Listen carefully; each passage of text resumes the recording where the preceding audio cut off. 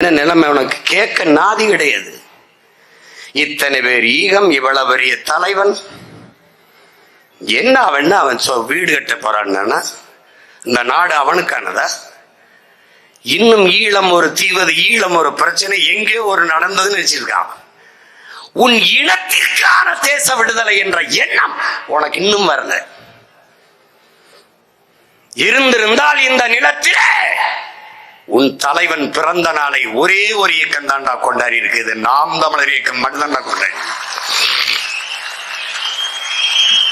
அது என்னடா இத்தனை ஆண்டுகள் இல்லாத சட்ட நாள் புடுங்கின நாள். அது என்னடா இத்தனை நாள் இல்லாத, இத்தனை ஆண்டுகள் இல்லாத சீமானும் அவன் தம்பிதங்கைகளும் எழுச்சியுற்று தமிழ் தேசிய அரசியல் தமிழர் நிலத்தில் தவிர்க்க முடியாத ஒரு பேராற்றலாக எழுச்சி வருவதை பார்த்து எங்கள் தலைவன் பிறந்த நாளை திசை திருப்ப சட்ட நாள் என்றால் எப்படி? இத்தனை நாள் என்ன நாள்? எத்தனை நாளைக்கு நீ திசை திருப்ப? ஒரு நாள்.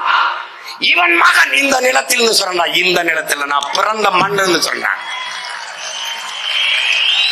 நவம்பர் 26, 27 தமிழ் தேசிய அரசின் அரசு விழாவாக நடக்கும்டா, நடத்தி காட்டும்டா.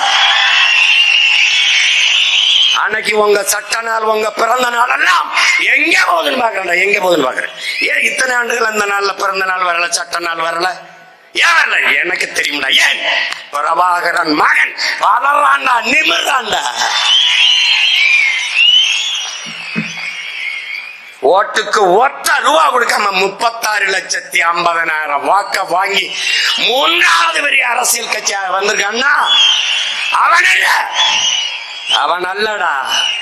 இத்தனை மாவீரர்களின் ஆன்மாக்கள் உந்தி தள்ளுகிற அவனை தள்ளுது.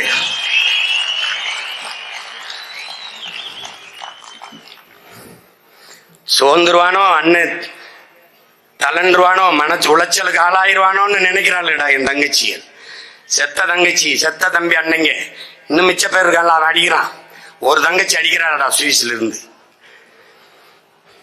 என்னப்பா அண்ணா, நீ சோர்ந்துறாத அண்ணா, நீ கவலைப்பட்டாத, துவன்றாத, பாட்டுக்கு போயிட்டே இரு, போயிட்டு நீ பாட்டுக்கு போ அண்ணா.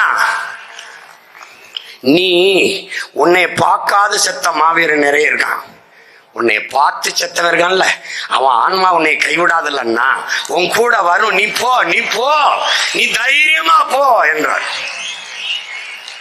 நீ எழுதி வை, 2026 தேர்தலுக்கு பிறகு நம்மை விட அதிகமாக பிரபாகரன் என்றும் தமிழீழம் என்றும் விடுதலை புலிகள் என்றும் இவர்கள் உச்சரிப்பார்கள். நான் உச்சரிக்க பார்ப்பேன்.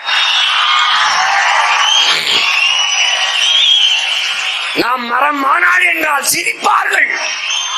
அரங்கிற்குள்ளே அலையாத்தி காடுகள் மாநாடு என்பார்கள்.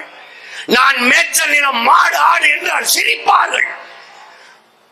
மறுபடி அரங்குக்குள்ளே ஆடு மாடு வளர்த்தல், வருமானம், அது செல்வம், கால்நடைகள் பராமரிப்பு எல்லாம் நடத்துவார்கள்.